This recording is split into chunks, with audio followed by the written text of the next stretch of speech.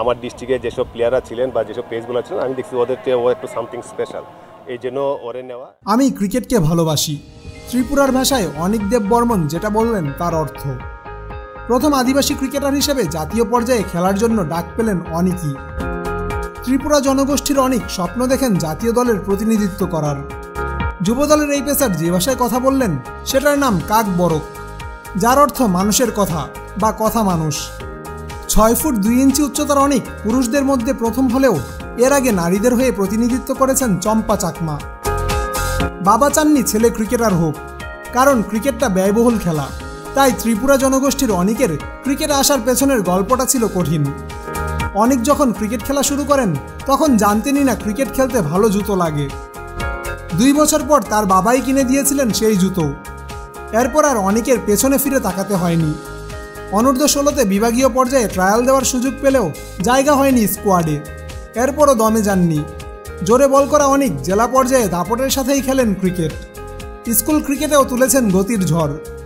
এরপর ডিভিশনেও করেন বাজিমাত। নিজের সক্ষমতার জানান দিয়েছেন ইউথ ক্রিকেট লিগেও। উচ্চতার পাশাপাশি গতি আর সুইং দিয়ে বয়সভিত্তিক দলের কোচদের নজর কাড়েন। একজন জাত পেসারের যা যা গুণ লাগে তার সবই আছে অনিক দেব বর্মনের মাঝে। 130+ গতিতে বল করা অনিককে মনে ধরেছে কোচের। তাই তো অনূর্ধ্ব 19 দলের pace bowling coach Nazmul Hossain তার নাম দিয়েছে নিশান্ত শর্মা। প্রশংসার পাশাপাশি এই আদিবাসী ক্রিকেটার কিভাবে যুবদলে সুযোগ পেলেন সেটাও জানান এই কোচ। আচ্ছা দেখেন, যেহেতু আমি ডিভিশনের দায়িত্বে সিলেট ডিভিশনের দায়িত্বে আছি, আর যেহেতু ওর বাসা হচ্ছে আপনার হবিগঞ্জ ডিস্ট্রিক্টে পড়ছে, তো আসলে বিসিবির একটা প্রসেস আছে যে ডিস্ট্রিক্টে ভালো খেলে তারপরে আপনার ডিভিশন, তারপরে ওয়াইসিএল, তারপর আন্ডার 19 ক্যাম্পটা স্টার্ট হয়।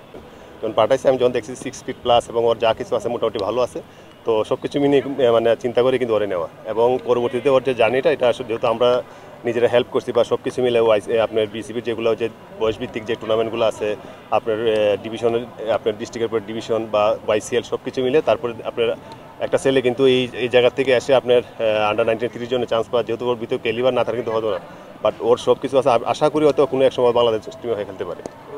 পেজটা তো এখন আসলে ওর এখন যে আমরা যে প্রসেসে আমরা চিন্তা করি যে একটা আসলে ইয়াং প্লেয়ার কীভাবে আমরা টিমে নেই, বাট এখন যে ওর যে পেজটা আছে আমার কাছে মনে হচ্ছে আন্ডার 130-এর মতো বোলিং করে এবং সাথে যেহেতু সুইং করাইতে পারে, তো যেহেতু এখন আর্লি স্টেজ যদি বলেন যে প্রফেশনাল ক্রিকেটটা যা স্টার্ট করছে, তো আমরা চিন্তা করি হোপ করি যে অথবা ও যখন 20+ বা তার বেশি হবে অথবা পেজটা আরও গ্রো হবে, আরও একটু স্ট্রেংথ হবে, যেটা প্রসেসটা আমরা মেনটেন করে ওর পিছনে আমরা কাজ করতেছি।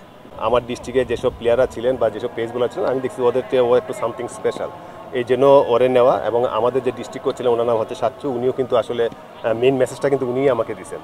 তো সব কিছু মিলে এবং ওর যে ক্রিকেটিং যে মানে আপনার ক্রিকেটিং যে ওর যে ফিউচারে মানে আমরা যেগুলো চিন্তা করি আসলে যে একটা ছেলে কোথায় যেতে পারে, তো সব কিছু মিলে আমার কাছে মনে হচ্ছে সব কিছু ওর ভিতরে আছে। এবং আমরা যদি ওরা ঠিক নার্সিং করতে পারি এবং ওর যদি ইচ্ছা থাকে তো সব কিছু মিলে হয়তো বা কোনো এক সময় বাংলাদেশে ভালো একটা প্রসপেক্ট পেতে পারে। শোয়েব আখতার ও ব্রেটলিরা অনিকের পছন্দের তালিকায়। বাংলাদেশিদের মধ্যে অনিকের আইডল তাসকিন আহমেদ। নিয়মিতই দেখেন তাদের ফুটেজ। ত্রিপুরার অনিক দেব বর্মনের স্বপ্ন পূরণ হোক, আর ওকে দেখেই বাংলাদেশের ক্রিকেটে আসুক ক্ষুদ্র নৃগোষ্ঠীদের আরও প্রতিনিধি। জামান আশরাফ, টিম স্পোর্টস।